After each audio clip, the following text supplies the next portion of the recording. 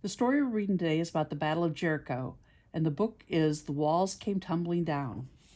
When God had led his people through the desert long years past, he told them of the promised land he led them to at last. Now River Jordan lay ahead beyond that Canaan land, their own to take as soon as God would lead them with his hand. God chose a man named Joshua and gave him this command: over Jordan lead my people to the promised land.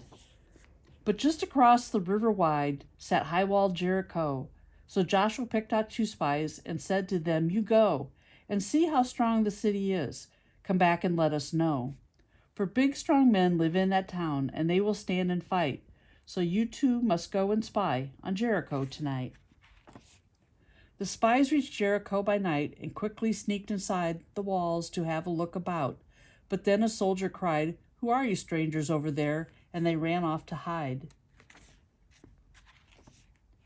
"Come here, you men, I'll help you hide," they heard a woman call. They raced inside her house, which sat upon the city wall. "You men must hide," the woman said, and Rahab was her name. "Upon the roof I'll hide you there. I'm so glad you came, for all the folks here are afraid. We hear of you, you see, and I know God is on your side. He gives you victory." She covered them with mats of reeds until the soldiers passed, then brought them down and said to them, "You'll have to leave here fast." She sat a basket on the floor and took a rope bright red and tied the basket to it tight. "Now get inside," she said. "I'll let you down the city wall and leave the rope to show my house, so when your soldiers come, they'll let my family go."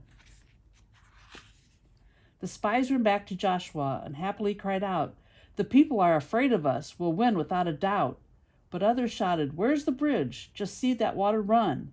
"God moved with us," said Joshua, "in all things we have done. And he will hold the waters back. We march with morning sun." At dawn the priests marched with the ark down to the riverside. The 10 Commandments carved on stone were safely held inside. They stopped to pray, then walked right in and held the ark up high.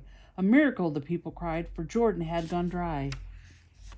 Across the empty riverbed the people marched all day.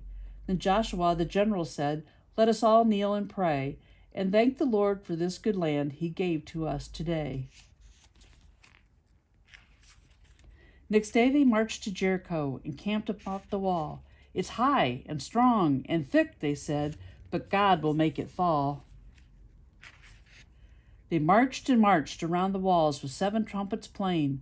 The soldier men of Jericho upon the wall were saying, "Such noise they make, what silly folks, why don't they go away?" But they just blew their horns and marched around the wall that day. For 6 long days they did the same. Then came the 7th day. "Today we win," said Joshua. "Let's hear your trumpets play." With trumpets loud the people marched around the wall so high for 7 trips, and then they stopped and raised a mighty cry. A sound of thunder filled the land and rumbled all around, as mighty Jericho's great walls came tumbling to the ground. Said Joshua, "Go take the town, but Rahab shall go free, for now she wants to serve the Lord with all her family." "We have a home," the people cried. "God gave us victory."